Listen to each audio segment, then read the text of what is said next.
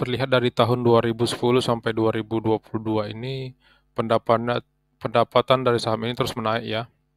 Walaupun hutangnya membesar, akan tetapi pendapatannya juga mengalami kenaikan. Halo teman-teman, di video kali ini kita akan membahas suatu saham yang mungkin teman-teman sudah kenal semua. Langsung saja kita analisa sahamnya, yaitu saham ICBP atau Indofood Sukses Makmur.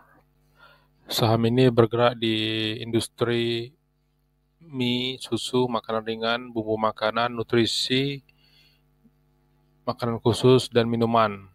Pemegang saham terbesar adalah PT Indofood Makmur sebesar 89% dan 20%-nya adalah masyarakat.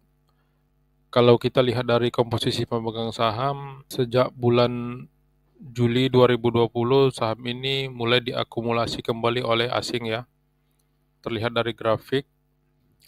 Secara fundamental saham ini, laba bersih saham ini di tahun 2020 sepertinya akan mengalami penurunan sebesar 4,4 triliun, lebih rendah dibanding tahun 2021 dan 2020.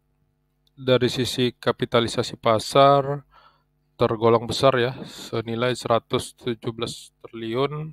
Ini dikategorikan saham-saham blue chip juga ya. Dari neraca keuangan, kita bisa lihat kas yang dimiliki perusahaan ini sebesar 12,8 triliun dan dari utangnya itu sebesar 44,5 triliun. Yang terbesar adalah hutang jangka panjang sebesar 43,3 triliun. Dari sisi aset bernilai sebesar 113,6 triliun ya. Walaupun kas lebih kecil dibanding hutang, tapi asetnya masih tergolong cukup besar dibanding hutangnya. Kemudian kalau kita lihat dari arus kas operasi membukukan pendapatan sebesar 7,8 triliun. Arus kas investasi adanya pengurangan sebesar 1,8 triliun dan dari arus kas pendanaan adanya pengurangan sebesar 2,8 triliun. Dari sisi dividen, tergolong saham ini setiap tahunnya rajin membagi dividen ya.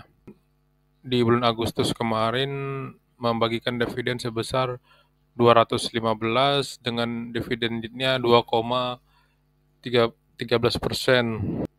Ini masih lebih kecil dibandingkan bunga deposito ya. Kita bisa juga lihat dari DER perusahaan ini sebesar 1,2 kalinya ya. Terlihat utang itu memang lebih besar dibanding ekuitasnya.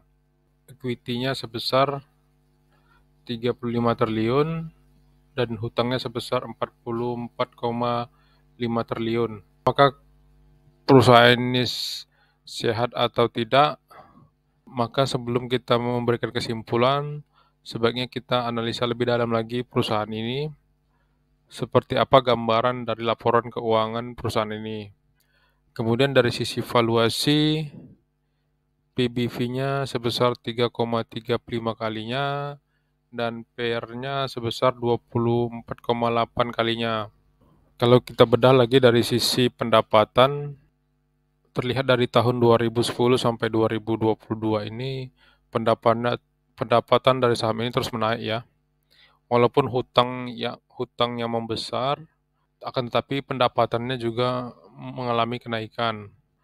Dari sisi laba bersih juga dari tahun 2010 mengalami peningkatan, tahun 2020 dikarenakan pandemi mengalami penurunan, dan dari tahun 2021 mengalami kenaikan, dan di tahun 2022 ini juga mengalami kenaikan dibanding tahun 2020. Dari sisi arus kas tadi, kalau kita lebih lihat dalam lagi, dari tahun 2010 mengalami penurunan sampai tahun 2015, akan tetapi mulai tahun 2016 terjadi kenaikan yang cukup signifikan ya, sampai di tahun 2022 ini. Dan dari arus kas investasi juga terjadi adanya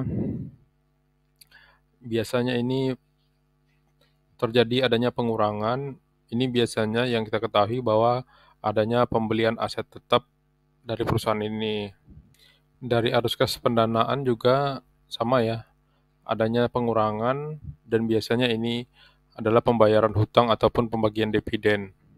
Kalau kita lihat dari laporan yang telah diterbitkan, penerimaan dari pelanggan mengalami kenaikan ya dibanding tahun 2021.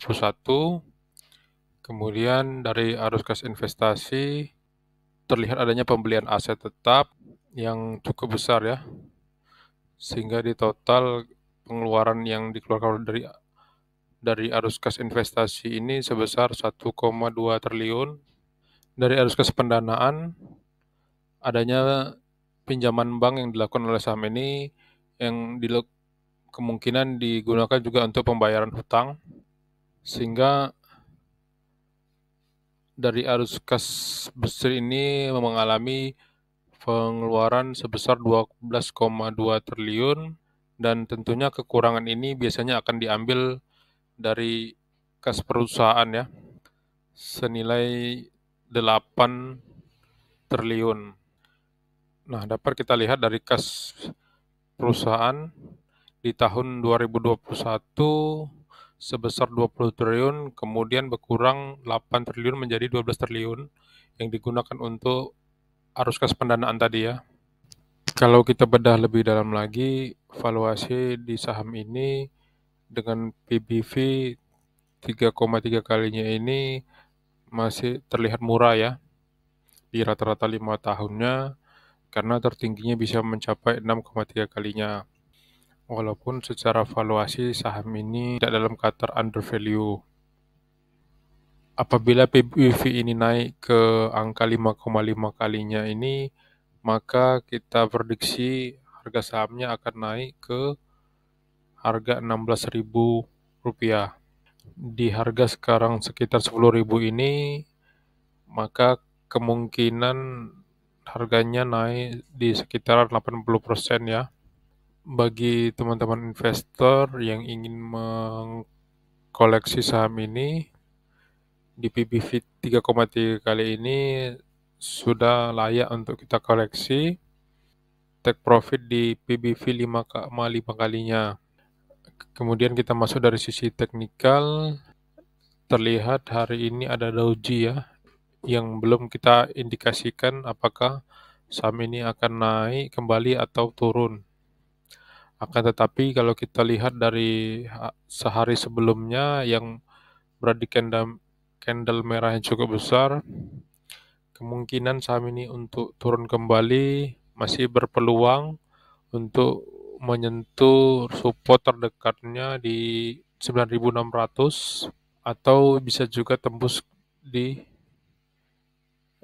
menyentuh MA 200-nya kembali.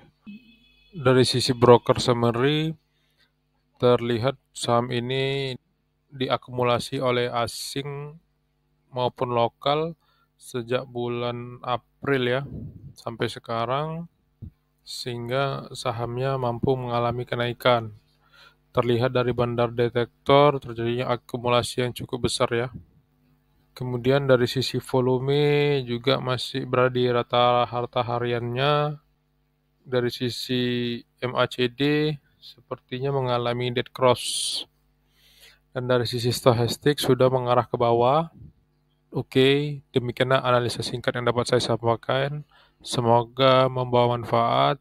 Ini bukan merupakan rekomendasi ajakan jual beli. Mohon analisa kembali dan resiko menjadi tanggung jawab teman-teman. Terima kasih dan tunggu analisa saham selanjutnya.